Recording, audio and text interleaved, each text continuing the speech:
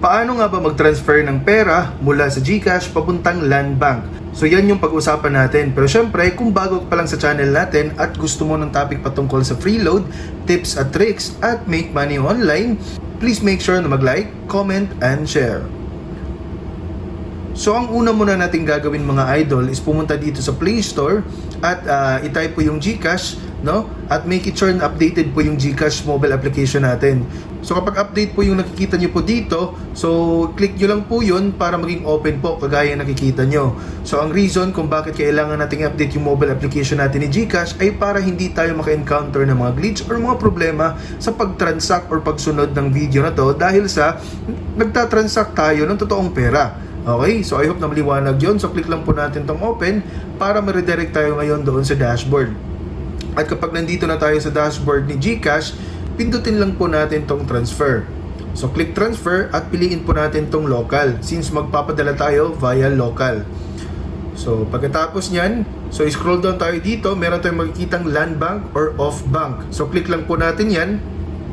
At dito nga ay meron tayong mga information na kailangan nating i-fill up. So merong amount. So halimbawa magta-transfer tayo ng 500 pesos, yung account name natin, so example Turo PH, at syempre yung account number natin. So 10 digit, 1, 2, 3, 4, 5, 6, 7, 8, 9, 10. So example lang to mga idol. Then dito makikita natin na optional po yung email. Pero maglagay po tayo dito ng email para makatanggap din po tayo ng receipt or copy ng transactions natin para just in case na hindi po siya mag-reflect agad or aabot pa po na ilang araw. So meron tayong panghahawakan at pwede natin siyang i-report sa GCash or sa Land Bank. So kapag tama na, pindutin po natin tong send money at mapupunta tayo ngayon dito sa verification page. So please double check po kung tama nga po yung ating account name, yung account number, yung email address na nilagay po natin, at yung amount. And please take note po na meron po additional charge si GCash na 15 pesos. Kaya ang total na mababayaran natin ay 515 pesos dahil sa gumagamit tayo ng system nila, no, para sa convenient.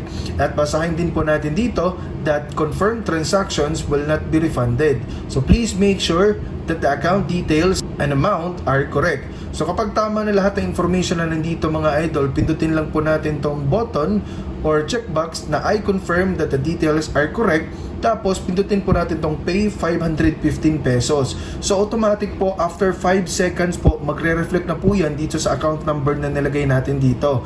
Dahil itong GCash or bank transfer na meron si GCash ay powered po ng InstaPay. So instant po, okay? So I hope na nakatulong tong video na to. Please don't forget to hit the like, subscribe at ang notification bell.